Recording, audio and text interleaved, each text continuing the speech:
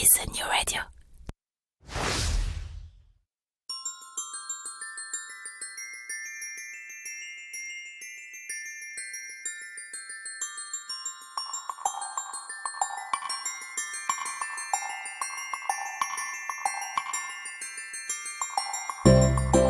Bon matin et bienvenue dans la saison 3 de Fais-tu frette. Déjà la saison 3. Quand je pense que lorsque j'ai commencé, on me disait que ce concept manquait peut-être un petit peu de profondeur et que je risquais de vite me retrouver à court de sujets, et bah pour le coup, j'en connais qui se sont mis une sacrée bûche dans l'œil. C'est que mine de rien, la culture québécoise est infiniment plus riche que ce que la seule démographie de la province peut laisser penser. La société québécoise, parce que multidimensionnelle, est aussi incroyablement plus complexe que tout ce qu'on peut imaginer. Alors vous savez quoi les amis, de vous à moi, vous pouvez encore vous attendre à quelques saisons en plus de Fais-tu frette.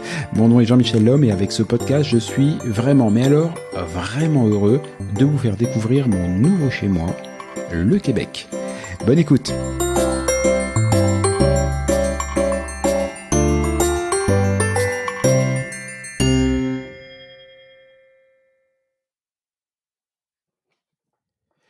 Les amis, aujourd'hui nous allons parler handicap. Oula, je vous entends marmonner dans votre barbe. Alors ça va être intéressant, mais ça risque d'être un peu chiant quand même. Bah, non, je vous promets que non, et je vous promets même que ça va être franchement marrant. Alors, démonstration. Mon invitée s'appelle Isabelle. Comme à peu près toutes les Isabelles sur Terre, on la surnomme Isa ou Zaza. Mais comme Isabelle est handicapée et qu'elle se déplace en fauteuil, elle se surnomme elle-même Zaroule. Et pour rouler, elle roule Isabelle. Handicap ou pas, elle a décidé de parcourir le Québec de fond en comble et de nous partager tout cela en vidéo sur sa chaîne YouTube, une chaîne qui s'appelle Zaroule.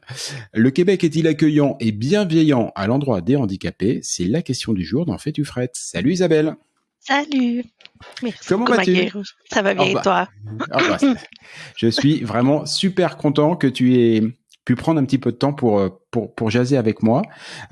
Avant toute chose, peux-tu me rappeler un petit peu ton histoire, qui tu es, d'où tu viens, c'est quoi ton CV? Je veux pas t'embaucher, je veux juste faire une émission avec toi, mais voilà, si tu peux nous raconter, c'est cool. Ben oui, donc mon nom est Isabelle. Je suis née avec le spina bifida. C'est une malformation de la colonne vertébrale. Donc depuis la naissance, je me déplace maintenant en fauteuil roulant. J'ai eu au-dessus d'une trentaine de chirurgies depuis la naissance. Et puis c'est ça, j'habite en Montérégie, puis je fonce dans la vie autant que possible, comme je peux.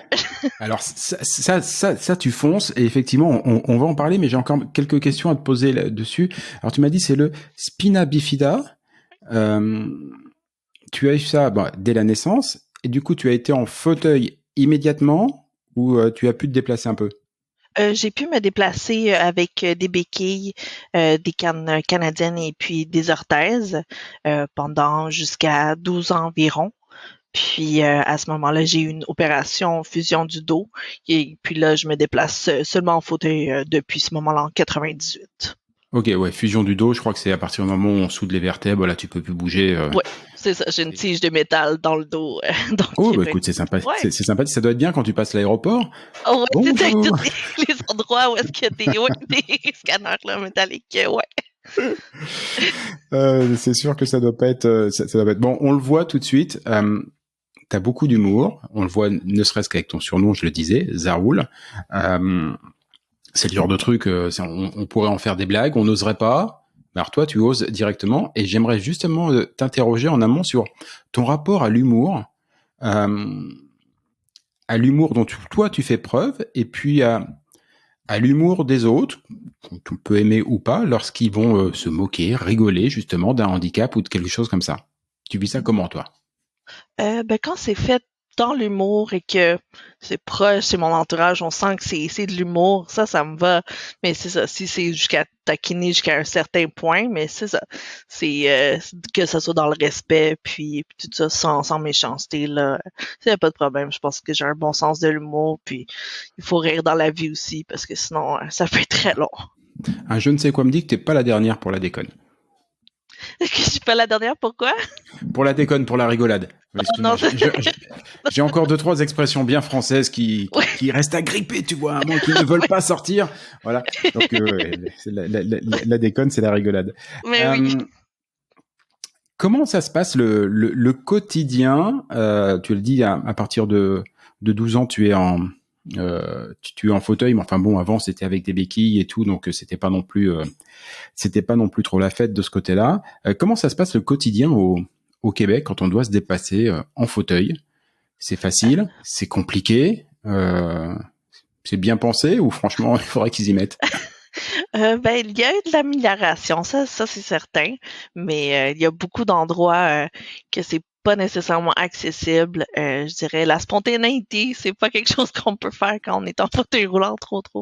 Il faut tout le temps vérifier les endroits et tout ça pour s'assurer là, salle de bain, accessibilité, puis ce qui est accessible pour quelqu'un n'est peut-être pas nécessairement vraiment accessible. Donc c'est Quand ça, tu, ça peut être quand tu vas en ville, challengeant. quand tu vas Ouais. en ville aujourd'hui, un peu comme les voyages dont tu vas nous raconter après, c'est quelque chose que tu es obligé de vraiment de préparer en amont, ou est-ce que tu peux quand même aller dans Montréal en te disant, grosso modo, les trottoirs, c'est pas l'enfer pour moi, et je vais pouvoir rentrer dans une boutique, ça va pas être l'enfer, ou à l'inverse, tu dis non, il faut absolument que je trouve le stationnement où je vais pouvoir sortir correctement, et ainsi de suite.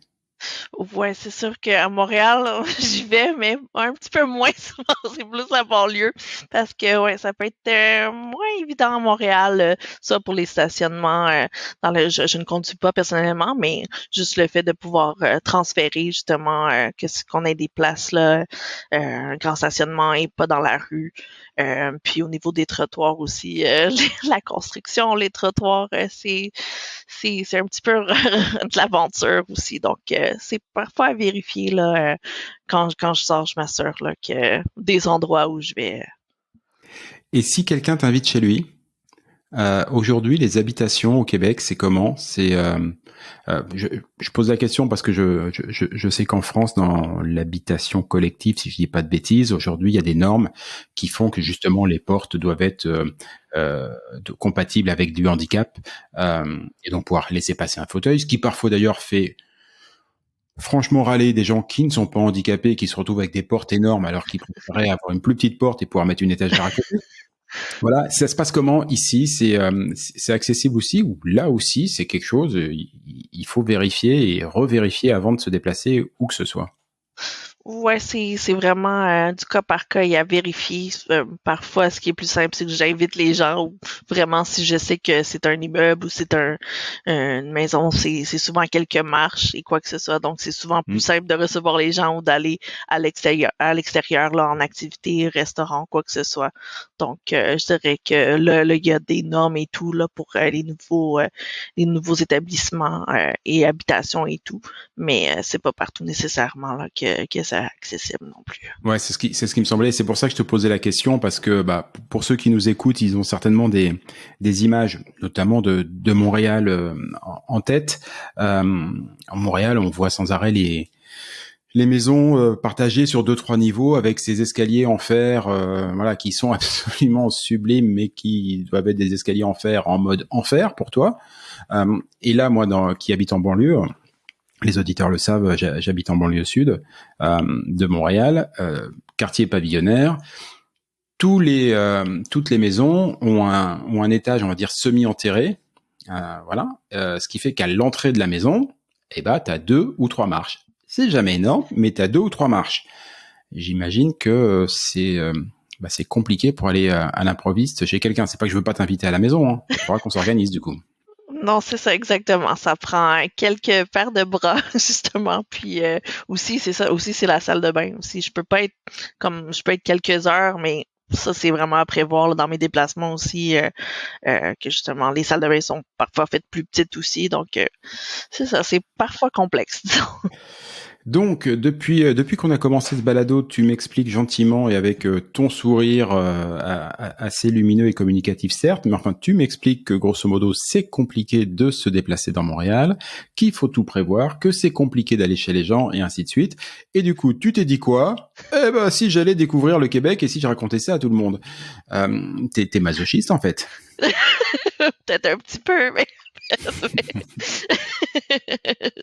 Non, mais le but, c'est de faire découvrir ça. C'est des endroits que j'ai que je planifie, que faire découvrir des endroits, puis peut-être faire réaliser en même temps à l'ensemble que des fois, ça pourrait s'améliorer là, au niveau de l'accessibilité. Ouais. C'est-à-dire que tu veux à la fois faire découvrir, montrer aux gens qui sont comme toi en fauteuil que c'est possible, et puis accessoirement faire passer un message subliminal aux autres que s'ils pouvaient faire en sorte que ce soit plus accessible, plus facile et plus accueillant pour les personnes qui sont en handicap comme toi, et notamment celles qui sont en fauteuil, ça serait bien urbain de leur part.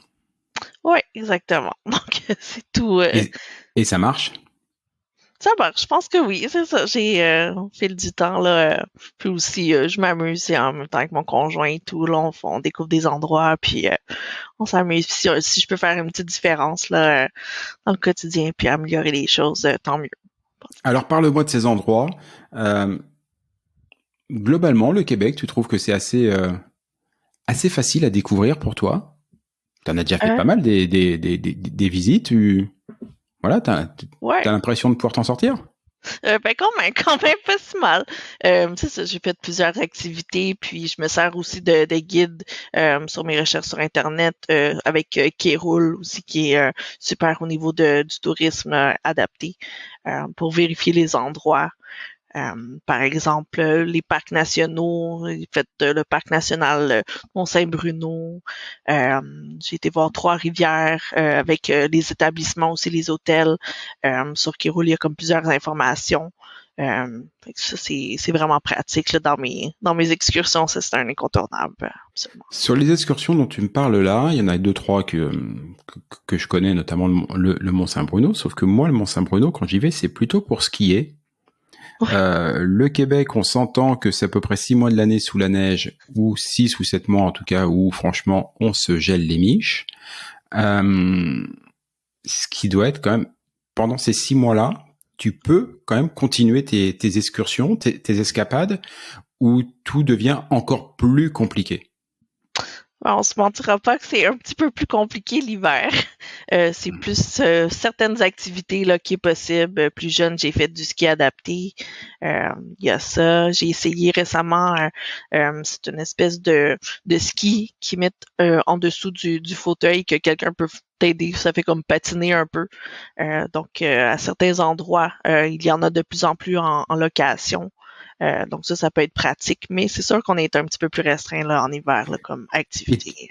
et pour aller aux activités, Ouais. excuse-moi, hein, parce que évidemment, j'ai la chance de n'avoir jamais été en fauteuil, mais par contre, j'ai la malchance d'avoir découvert le Québec l'hiver, et donc de m'être fracassé la tronche bien comme il faut sur des plaques de verglas l'hiver, ce qui m'a valu quelques jours coincé avec un mal de dos assez incommensurable.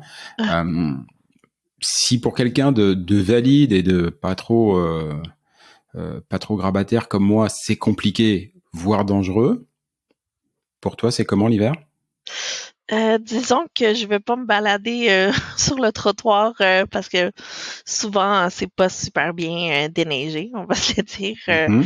De la rue, ils ont souvent tendance à pousser vers les Ouais, c'est trottoirs, ça. donc C'est-à-dire que c'est ça. déjà, quand il y a un trottoir, souvent, l'hiver, ça devient l'endroit où on repousse la neige, quoi. Donc, il n'y a plus de trottoir. C'est ça, ouais. Et ça prend quelques jours, c'est ça, souvent avant que ce soit Mm. dégagé et tout. Puis avec le transport adapté aussi, parfois ça peut être complexe aussi selon les rebords de rue pour qu'ils puissent bien déployer et tout. Donc ouais, je dirais que c'est un grand obstacle l'hiver. C'est pas notre saison préférée, je pense. Je me doute bien, sauf que c'est une saison qui dure 6 mois. Ouais.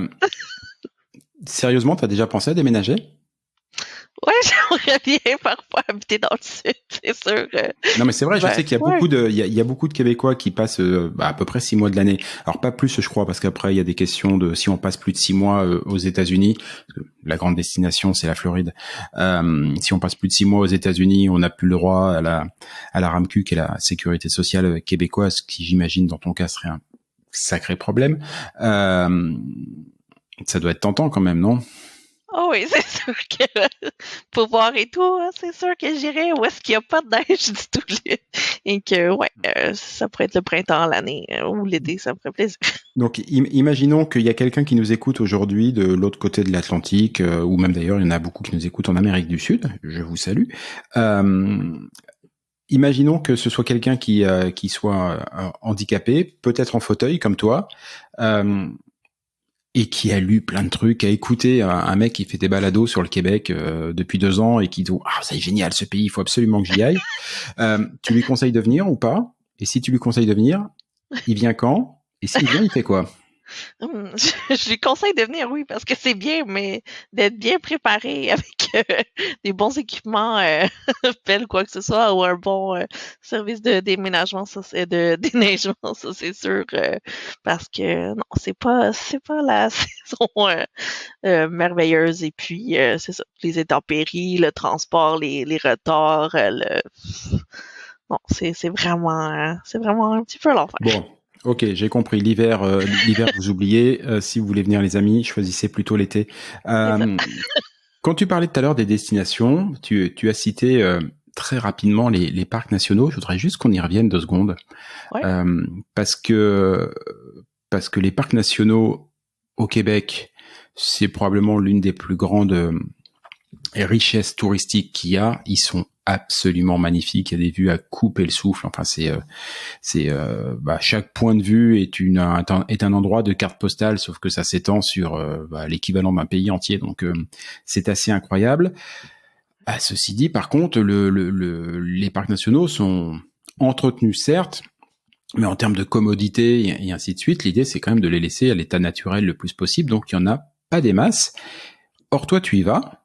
Euh, Tu y vas parce que c'est toi, que tu t'appelles Isabelle, que Zaroul et que de toute façon t'es super bien entouré et tout exceptionnel, ou c'est sincèrement viable, jouable, et on peut découvrir ces beautés-là absolument incroyables, même quand on a un handicap.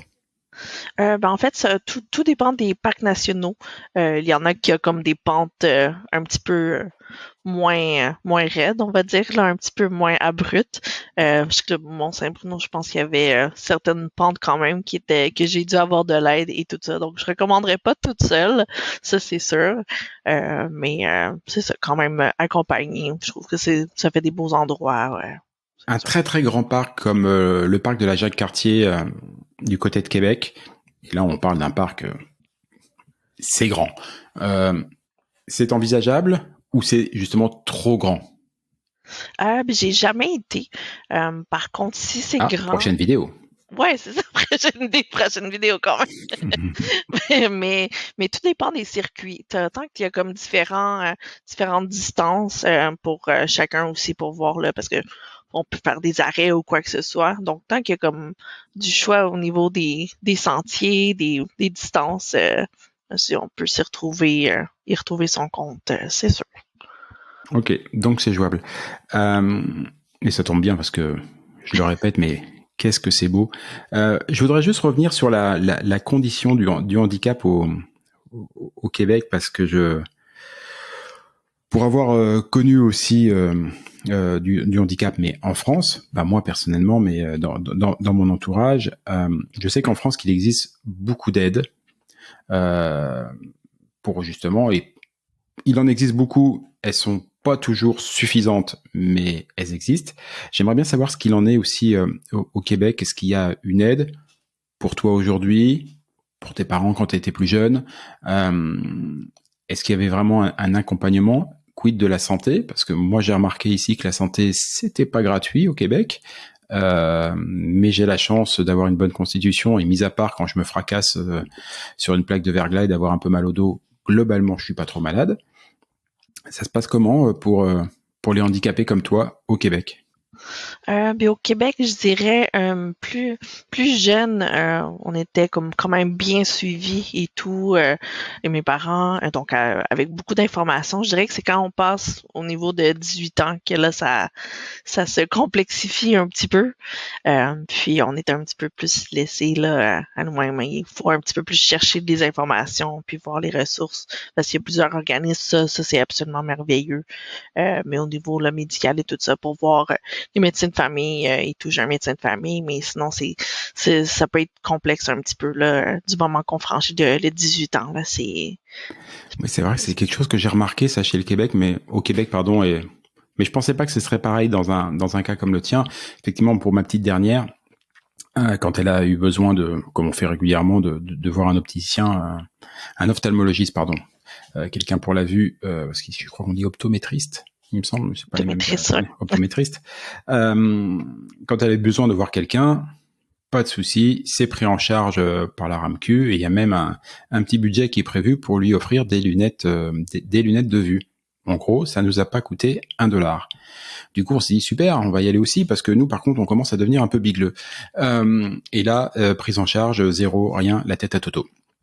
Donc effectivement, il y avait les enfants, on s'en occupe, les adultes, faut qu'ils se débrouillent un petit peu par eux-mêmes, tant sur un plan, j'allais dire conseil, accompagnement, que sur un plan purement financier. Sauf que une paire de lunettes, oui, c'est pas donné, mais j'imagine que c'est absolument rien par rapport au coût que toi, ton handicap engendre, ne serait-ce qu'un fauteuil, ça coûte super cher. Là aussi, t'es aidé quand même encore aujourd'hui grâce aux associations. Pour le fauteuil roulant, c'est avec la RAMQ. Il y a quand même Ah, plus. quand même, Ouais. ça c'est bien. Ouais, ça c'est. Mais il y a aussi ceux qui comme tout dépend. Mais moi, ça a toujours été là via la RAMQ. Donc il y a certains modèles là à ce moment-là qui peuvent être couverts là, mais aussi par achat. Mais dans mon cas là, ça a toujours été couvert.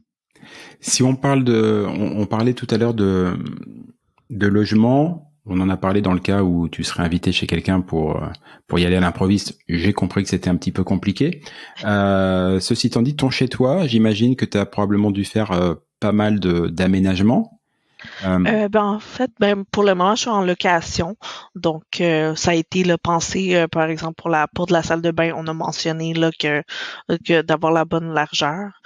Puis pour le reste, là, tout est comme ce n'est pas adapté comme 100% comme dans le prochain achat ou quoi que ce soit de condo qu'on aurait là.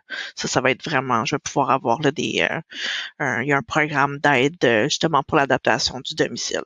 Ouais, c'est ça que j'allais te demander. Il y a un programme d'aide, donc Ouais, exactement. ça se passe bien. Question toute bête aussi. Excuse-moi hein, pour la litanie de questions, mais je suis curieux et ceux qui Ben, écoutent, ils sont encore plus. Alors, je t'explique même pas. Je filtre, hein, crois-moi, je filtre les questions. Ça se passe comment pour les études aussi? Est-ce que ton handicap t'a contraint pour les études ou là aussi il y a eu des solutions qui ont été mises en place pour te permettre d'étudier? Ben disons que il y a eu certaines années que ça a été peut-être un petit peu plus difficile au niveau de l'apprentissage et tout, mais que j'ai toujours été à l'école régulière. Puis souvent, par contre, j'ai eu de l'aide là, par tuteur ou quoi que ce soit, souvent. Puis c'est ça. Puis trouver ma façon aussi d'apprendre. Puis j'ai été au cégep, ça a été une moins Oui, c'est bonne ce que expérience. j'allais te Mais poser la question. Là aussi, quand on devient adulte, le cégep, grosso modo, c'est autour de la majorité. C'est l'équivalent c'est entre le lycée et l'université pour la France, pour vous donner des repères. Euh, Là aussi, c'est un peu comme pour la santé. On est laissé à soi-même ou l'accompagnement continue? Ben c'est ça, disons que j'ai abandonné un petit peu le cégep Aïe. après quelques temps après m'être cherché un petit peu pour poursuivre après ça avec vraiment un programme pour adultes là, à l'école pour adultes en secrétariat là, que je m'y suis retrouvée là un petit peu plus à ce moment-là. Alors, excuse-moi, je vais appuyer là où ça fait peut-être mal. Désolé. En même temps, t'as dit que t'étais un peu masochiste tout à l'heure, donc pas te plaindre non plus. T'as arrêté le cégep Ouais. parce que comme beaucoup de jeunes qui doivent choisir, parce que le cégep, une fois de plus, je vous donne des repères, mais c'est quelque chose sur lequel on choisit quand même un domaine d'études globalement. Voilà, c'est du pré-universitaire, donc on choisit déjà une filière. T'as arrêté le cégep parce que c'est le cégep qui simplement ne te convenait pas, ou tu as fait le constat que c'est toi et ton handicap qui ne convenaient pas au cégep? Non, je pense que j'ai arrêté par manque de motivation, c'est ça, j'étais comme plus laissée à moi-même, on dirait que je me suis perdue un petit peu là-dedans, puis ça a pas été Si t'avais pas été super, handicapé, ouais. t'aurais J'aurais, probablement ouais. arrêté pareil. Ouais, c'est ça. Je pense pas que c'est ça, mais j'ai peut-être trouvé, c'est pas une excuse nécessairement, mais c'est de me déplacer de un pavillon à l'autre. Je trouvais ça complexe, mais c'était plus la manque de motivation, je dirais, que conclut le tout en échec un petit peu. Ok, donc manque de motivation pour les études, mais alors pas pour les voyages. On va revenir à la partie plus fun. Tu nous as fait combien de voyages jusqu'ici et combien de voyages vidéo documentés? Oh boy. Ça, c'est une bonne question. Oh boy, une bonne expression québécoise, les amis. Retenez-la, on l'entend très souvent ici. Oh boy. Voilà, Mais disons, de vidéos sur ma chaîne, je pense que j'ai une cinquantaine de vidéos. Mais c'est peut-être pas nécessairement comme des endroits, je dirais peut-être des endroits quinzaine environ. quand Puis même, c'est hein. vraiment du local. Ouais, quand même. C'est du Hmm. local et tout. Ouais. Donc Ouais, c'est non, du ça. local, sauf que la Montérégie, ça touche Montréal. Donc tous ceux qui vont, une grande partie de ceux qui pourraient venir ici en vacances, voire immigrer, atterriront probablement à Montréal, même si maintenant il y a une ligne directe euh, entre l'Europe et Québec qui est en train de se développer de plus en plus. Mais bon, une grande partie arriveront à Montréal. Et franchement, la Montérégie, il suffit juste de passer l'un des ponts de la rive sud, et on est en Montérégie. Euh, Qu'est-ce que tu conseilles comme lieu? Et d'ailleurs, je vais te poser une question. Ça c'est. Qu'est-ce que tu conseilles comme lieu pour quelqu'un qui est handicapé? Et est-ce que ce serait, si tu enlèves la visière du handicap sur ce que tu as vu, est-ce que tu conseillerais le même lieu à quelqu'un qui n'est pas handicapé? Hmm, c'est une bonne Elle question. était bien celle-là, hein? Ça 3 heures. C'est une bonne question. Je dirais, ben j'aime beaucoup comme j'ai fait des excursions de camping en fait, donc avec la CEPAC. C'était le mont Mégantic. J'ai un blanc sur le. Le Mont Mégantic, ouais. Ouais, mais je pense c'était dans ces environs-là. Oui, c'était super bien. Je dirais c'est un petit peu complexe quand on est en fauteuil roulant ou faut qu'on soit bien équipé. Je dirais Trois-Rivières. Trois-Rivières, c'est un bel endroit que j'ai été à l'hôtel en plein centre-ville qui se faisait donc à pied et tout. Donc j'ai trouvé ça très bien. Puis avec on a visité la vieille prison qui est accessible en fauteuil roulant, sauf une partie en bas, puis qu'il y a un musée là, qui est jumelé à ça. Donc ça, c'était un très bel endroit. Vraiment que j'ai aimé. T'as remarqué, hein? T'as remarqué quand il s'agit de faire des prisons, là, on n'oublie pas de pouvoir quand même que ce soit accessible au handicap. Faut pas déconner. Mais c'était quand même restreint. Je dirais que là, c'était quand même restreint. Donc un petit fauteuil, mais ouais. Non, je reviens. Tu m'as cité le Mont Mégantic. Ouais. Il se trouve que je l'ai fait aussi. Enfin, je l'ai fait. J'en ai fait une petite partie. Enfin, la petite partie faisait 12 kilomètres quand même. Mais c'est grand, le Mont Mégantic. De toi à moi, mais même pas en rêve, je n'imagine qu'on puisse le faire avec un handicap. Ouais. Il y a c'est raide quand même parfois. C'est beau, hein. Ah, c'est beau, Ouais. Ouais, mais je mais pense, c'est c'est raide. ça, je pense que c'était dans près de Harford. C'était peut-être pas exactement Mont Mégantic, mais c'était Harford dans ce coin-là que j'ai été en camping. Les amis, le Mont Mégantic, vous avez peut-être déjà entendu parler de ce mont-là, de ce mot-là en tout cas, puisque c'est un joyau culturel, joyau touristique, géographique du Québec. Le Mont Mégantic, c'est aussi à côté d'une ville qui s'appelle Lac Mégantic. Et ça aussi, on a dû un petit peu en parler. Il y a eu un accident ferroviaire absolument terrible assez récent à Lac Mégantic avec un train qui s'est renversé en pleine ville. À ceci près que c'était un train plein d'hydrocarbures et que tout s'est enflammé et que là vous avez des tonnes et des tonnes de pétrole qui se sont déversées dans la ville et qui ont absolument tout cramé. C'était absolument terrible.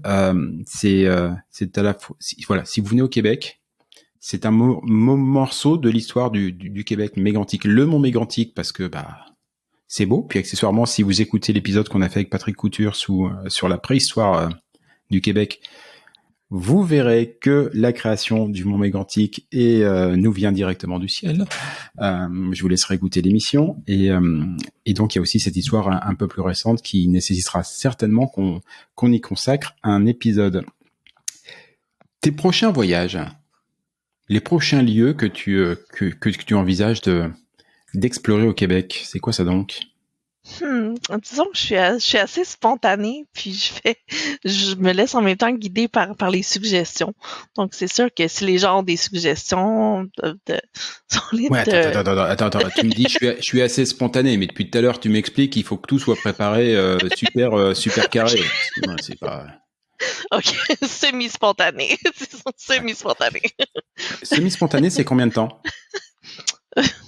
Une semaine, Non mais 2 semaines. sérieux, tu imagines demain, tu te dis, moi je vais te donner un lieu au hasard, tu veux aller du côté de Charlevoix, voilà, tu veux aller Charlevoix ou Tadoussac. Imaginons que tu as envie d'aller à Ouais, Tadoussac ok. voir les baleines. Ok, ouais. Voilà, ce soir tu as décidé, là maintenant tu as décidé que tu allais voir les baleines à Tadoussac. Ok, il va te falloir combien de temps pour préparer ton périple? Disons 3 semaines. Je dirais que ça serait quand même, Oui, c'est ça, et au ouais, moins niveau pour... spontané, on a connu plus rapide, ouais. Oui, c'est ça, ok, c'est ça, semi-spontané, disons. C'est pas du jour au lendemain. 3 semaines Ouais. et qu'est-ce que tu vas ça va être quoi le process? Qu'est-ce que tu vas vérifier? Qu'est-ce qui doit rentrer dans les cases pour que tu profites du voyage et que eh ben, que t'adores ça, quoi? C'est sûr que pour l'hébergement, de voir que l'hébergement est accessible, puis vraiment de voir là ce qu'il y a autour aussi, ce qui est bien de profiter des installations, puis de l'endroit, puis des activités aussi autour qu'on peut faire là. Ouais, c'est vraiment un mélange de voir que l'hébergement est intéressant, mais aussi qu'il y a à proximité là, plusieurs activités, des endroits à voir, à découvrir, accessibles. Hein, les transports en commun ici, c'est quelque chose qui est accessible ou franchement t'évites? Déjà, entre nous se dit, il n'y en a pas des masses des transports en commun. Mais quand il y en a, euh, t'évites ou t'y vas? Disons que transport, je suis pas la meilleure pour parler de transport en commun. Je pense que j'ai pris l'autobus de ville une fois, il y a plusieurs années. Je, T'as pris je me- l'autobus une fois parce qu'il y a un autobus une fois qui a roulé au Québec ou juste tu l'évites? je l'évite. Disons que je prends le transport adapté de ma région. Puis c'est ça, je pense que pas toutes les stations de métro non plus sont accessibles à ce jour de mémoire. Et puis c'est ça, on dirait que de voir que tout est conforme, que la rampe de l'autobus est fonctionnelle, je Ouais. peux juste m'assurer de me rendre au point A, au point B. Non, là-dessus, j'ai vérifié avant, je te posais pas la question innocemment. La STM, la Société des Transports de Montréal, est en train de faire un gros boulot au niveau des stations de métro et toutes celles qui n'étaient pas accessibles le seront, sont en train de le devenir ou le seront incessamment sous peu. Ça nécessite souvent des ascenseurs, voilà, des assez gros travaux, mais ils sont en train. Tu pourras peut-être retourner dans Montréal bientôt. A priori, t'as pas l'air de kiffer trop, mais tu pourras peut-être y retourner. Les bus, c'est plus compliqué. Hein. Les bus, c'est plus routes. Là, il y a. Ouais. Ouais, je sais que c'est ça, certaines stations sont accessibles, mais faut être sûr de se rendre jusqu'au bout, disons, de pas se rendre à mi-chemin. Donc, c'est ça. Alors, question particulièrement conne, mais j'y tiens parce que je l'aime bien quand même. Euh, les places de parking réservées aux handicapés ici. Ouais. On y a facilement accès ou il y a toujours un abruti pour croire qu'avec son gros pick-up et le fait qu'il soit pressé, c'est pour lui la place handicapée? Je dirais que c'est 50-50. C'est souvent, en Eh ben, général, je trouve. Et ben tu vois, j'avais pensé que là-dessus les Québécois étaient plus respectueux que ce que moi j'ai pu connaître, parce que en observant, j'ai rarement vu les places handicapées occupées, déjà tout court. Je les ai rarement vues occupées, et les rares fois où ça m'est arrivé, c'était clairement identifié que c'était un véhicule avec accessible à quelqu'un d'handicapé. Je te posais la question parce que j'avais le sentiment que là-dessus, le Québécois, qui globalement est très poli, hein, excuse-moi pour les généralités, mais c'est un peu l'un des propos quand même de ce podcast, c'est de faire découvrir la culture québécoise. J'avais l'impression qu'il était un petit poil plus poli et que globalement, au moins, ces services-là vous étaient accessibles. Je dirais, ça, en général, oui, mais c'est soit que c'est pris, la personne n'a pas de la vignette, ça bloque, il y a de tout, je dirais. On peut trouver de tout vraiment. Puis des fois, c'est que les places aussi de stationnement handicapés ne sont pas pensées, on dirait, en super fonctionnalité, disons, Ok. j'ai déjà vu des places avec, je dirais qu'en face d'une descente, en tout cas, c'était vraiment pas pratique pour Mais oui. stationner, puis juste embarquer non plus sur le trottoir. Ah oui, t'as raison, parce que c'est vrai que moi, assez bêtement, parce que décidément, je suis vraiment très bête aujourd'hui, mais c'est vrai qu'une place handicapée, on se dit, bah, on prend une place qui est pas trop loin de l'entrée et on fait un marquage au sol et puis basta cosy. Non, il y a quand même beaucoup plus de choses à penser, peut-être même encore plus au Québec, rapport à la neige Ouais, ouais, et à tout ça, exact. c'est peut-être effectivement plus compliqué que ça. Ouais. Tu nous as dit que ton prochain voyage, donc c'était à Tadoussac, On l'a planifié. on l'a planifié, discuté ensemble, et dans 3 semaines, tu seras prête à partir. C'est C'est ça, je pense qu'il y a quelqu'un à la maison qui va être content. J'ai fait un balado avec un Français, tu sais quoi, il me force à aller à Tadoussac, c'est un fou. Ceci dit, mis à part les voyages, qui sont déjà un grand défi, c'est quoi les autres grands défis? Tu es toute jeune, t'as une pêche d'enfer, t'as envie, tu l'as dit tout à l'heure, c'est l'une des motivations de tes vidéos, t'as envie de montrer aux gens que c'est possible, et ouais, puis montrer à ceux qui sont en position de décider, qui doivent aider, qui doivent s'y mettre, ouais. qui doivent penser. C'est quoi tes prochains défis? Parce que je pense que c'est ça, on veut juste vraiment être intégré, on veut juste pas paraître différent, on veut juste pouvoir circuler dans la société, on veut vraiment, au niveau des vêtements, aussi des boutiques, d'avoir des vêtements qui nous font, mais que ça soit beau, simple, comme n'importe qui. Je pense que c'est ça, on veut juste être nous, juste par notre personnalité, sans nécessairement qu'on voit la différence au bout de la ligne, puis qu'on soit si catégorisé, disons. Je rebondis sur ce que tu viens de dire. Il y a des marques de vêtements qui sont spécialisées. Ouais. Mais c'est ça, disons. T'as dit, alors, excuse-moi, il y a ta bouche qui a dit oui, donc les auditeurs, ils ont Claudio, donc ils vont croire que oui, sauf que tout le reste de ton corps a dit, non, vous avez oui, mais mais non. Mais disons, pour les tranches d'âge, disons, moi, je trouve que qu'il manque un petit peu de look pour les jeunes ou quoi que ce soit, de vraiment pouvoir s'y retrouver, que ce soit vraiment facile, disons, à mettre et tout, de l'avant, là. Donc, au niveau de la mode, ouais, pour les plus jeunes adultes.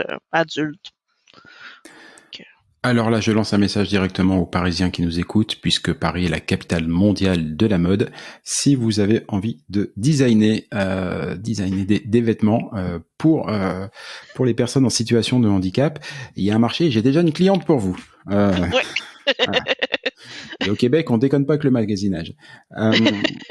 Non, puis même aussi, c'est ça, même dans les magasins aussi, les cabines d'essayage aussi, c'est pas toujours évident. Des fois, il y en a de plus en plus qui sont plus grandes pour quelqu'un en fauteuil roulant, mais ça aussi, c'est à réfléchir. Ouais, C'est pas des choses dans lesquelles tu auras envie de te lancer. ouais, il y a plein de trucs que j'ai envie de me lancer. Non, mais regarde, effectivement, ici on est au Québec. Bah, c'est l'Amérique du Nord, hein, donc le rêve américain, le pays où tout est possible. Mais ça, c'est aussi ici. C'est un pays d'entrepreneurs. On peut très facilement monter une boîte. On peut très facilement la fermer aussi. Euh, Bah, plutôt que d'attendre qu'il y ait quelqu'un qui ait écouté ce balado à Paris et qui hésitait si je vais monter dans un avion pour aller faire des fringues qui plaisent à Isabelle, t'as pas envie d'essayer de trouver quelqu'un et de travailler et de monter un truc pour le faire toi-même. Ce genre de choses-là, par exemple, t'as pas envie? Ouais, j'aurais envie éventuellement de voir toutes Ah, les je suis en étapes train et de te tout. forcer, c'est moche. Et faudrait que je vois toutes les étapes de voir la conception des vêtements, mais ça, c'est sûr que oui, ça serait super intéressant d'avoir une ligne de vêtements. Ouais, ce serait un rêve, Mais j'en disons. rigole parce que j'ai l'air de te forcer, de te tordre la main là-dedans, mais ce que j'essaye de savoir avec toutes ces questions, c'est est-ce que ton engagement, parce que derrière ce sourire, ces vidéos et tout ça, c'est quand même une forme d'engagement. Alors tu as l'air de le prendre à la légère et tout, mais c'est une forme d'engagement. Et ce que j'essaye de savoir, c'est quelle autre forme à l'avenir pourrait prendre ton engagement. Une autre question, par exemple, sous-jacente. Dans quelques semaines, au Québec, il y aura des élections. J'imagine que t'es pas candidate parce que sinon j'aurais déjà l'information. Ceci étant dit, t'es toute jeune et c'est des choses qui peuvent arriver. Et on l'a vu dans d'autres pays, le fait que des hommes et des femmes politiques en situation de handicap arrivent au pouvoir dans les organes décisionnels, ça fait changer les choses. Mhm. C'est de l'ordre du possible ou non, franchement pas pour toi. Et toi, tu vas rester sur des choses voyage, pratico-pratique, continuer ce que tu fais là ou il n'y a pas de porte fermée. Je suis pas sûre si je serais super bonne en politique, mais de décider des choses, mais je pense qu'il faut faire partie, je pense, de la décision ou des discussions vraiment. C'est ce que je pense qui est important aussi, que les dirigeants discutent ou vraiment voient un petit peu plus la situation là, des personnes handicapées, mais sans nécessairement me présenter, disons, faire un impact, mais autrement, pour ma part. Bon, alors, je veux pas te forcer à te présenter, hein, mais j'aime beaucoup la remarque. Je crois pas que je serais si bonne que ça. Je sais plus qui l'a dit. Je crois que c'est Freud, mais je suis pas sûr qui dit ou Einstein qui disait quelque chose comme quoi les imbéciles sont pleins de certitudes alors que les gens intelligents sont pétris de doutes. Je vois que tu doutes. Voilà. Et ceci dit, il faut que il y a plein de gens qui pensent que c'est pas pour eux et finalement quand on voit ceux qui sont à la place, des fois on se dit qu'on ferait mieux d'y aller. Voilà. Je referme la parenthèse. Euh, L'avenir s'annonce comment pour toi? Là, j'ai plein Radieux? j'ai j'ai plein d'idées, disons, un livre. J'aimerais ça avoir, je rêve, là, avoir mon émission à la télé, là, d'aventure et Ah bah montrer les voilà. possibilités. Ben ouais. Mais oui, mais attends, je te parle de nouveaux défis depuis tout à l'heure. Je t'ai envoyé sur la mode, sur la politique. Visiblement, j'ai pas fait bonne coche, mais en fait, tu veux aller dans les médias. Ben ouais. Ouais. C'est Mais ça. oui, mais pourquoi qu'elle ne dit pas? Elle fait ça timide. Elle fait des vidéos YouTube, elle a plein de vues de partout, mais là, elle fait ça timide parce qu'il y a un petit Français qui l'interviewe sur un balado, je rêve. Bon, Donc, disons tu que veux bosser dans les médias. Et ici, c'est possible. si c'est possible d'avoir ma propre émission, ce serait génial d'avoir des aventures, de faire découvrir, c'est ça, juste vraiment plonger, traverser les barrières pour montrer à tout le monde et que justement, que on fasse un monde un petit peu plus accessible et le fun et ouais, on est Ça serait en gros les vidéos que tu fais actuellement en mode, je veux dire un peu plus avec une plus ouais, grosse en plus. production, bien Ouais, évidemment, mais ça ouais. serait ça ou tu as même en Ben, tête tu vois d'autres choses. ben, je le vois ça comme un côté aventure, puis aussi rencontrer les gens, côté entrevue et tout, parce que j'adore là, vraiment les partages et tout. Et puis, ça sera un mix là, ouais, de toutes sortes de passions, aventure et rencontrer les gens. Et tu sais, je veux pas me la péter, mais il est pas impossible qu'il y ait quand même deux, trois personnes qui bossent dans les médias qui écoutent ce balado. On sait jamais. Ah, qui sait? Donc, mon invité du jour s'appelle Isabelle Gard, Gard, et je mettrai ses coordonnées, mais sinon, vous m'appelez moi, et je me ferai un plaisir de vous mettre en contact avec elle. Isabelle, on arrive à la fin de cette émission. J'ai bien compris que bientôt, tu seras à la télévision et que ce sera beaucoup plus compliqué pour moi d'obtenir un créneau. Donc, je te remercie énormément d'avoir pris le temps. Pour conclure l'émission, je voudrais juste te demander qu'est-ce que tu dirais aujourd'hui à quelqu'un qui vient d'apprendre son handicap au Québec. Imaginons quelqu'un de 12 ans qui apprend que voilà, il devra faire sa vie en fauteuil. Qu'est-ce que tu lui dirais et comment tu le motiverais pour que quelques années plus tard, il ait à peu près la même pêche que toi? Je dirais de foncer, que oui, il va y avoir des moments que ça ne sera pas facile, mais de voir à bien s'entourer, de foncer, de juste vraiment faire ce qui le rend heureux, de vraiment trouver ses passions, puis d'aller au-delà de ce qui croit possible, puis que voilà, d'une certaine façon tout est possible, puis de pas abandonner, que ça vaut pas la peine là, d'être malheureux et tout, je crois. Donc ouais, de tout simplement foncer. J'ai un autre défi pour toi. Enfin, une information. Je suis persuadé qu'il y a des gens qui un peu partout sur la planète vont écouter ce balado et vont se dire non mais c'est sympa que Zaroul elle découvre le Québec, mais moi j'aimerais bien qu'elle découvre la France, la Suisse, l'Espagne. Et je suis persuadé qu'il y a des gens qui auraient bien envie de t'accueillir. Peut-être que les 3 semaines de préparation se transformeraient en 6, mais qui seraient ravis de t'accueillir parce que tu es un vrai petit rayon de soleil. C'est vraiment Merci gentil. Isabelle. Merci beaucoup, c'est vraiment gentil. À très bientôt. Ciao, ciao. À vite. Bye bye.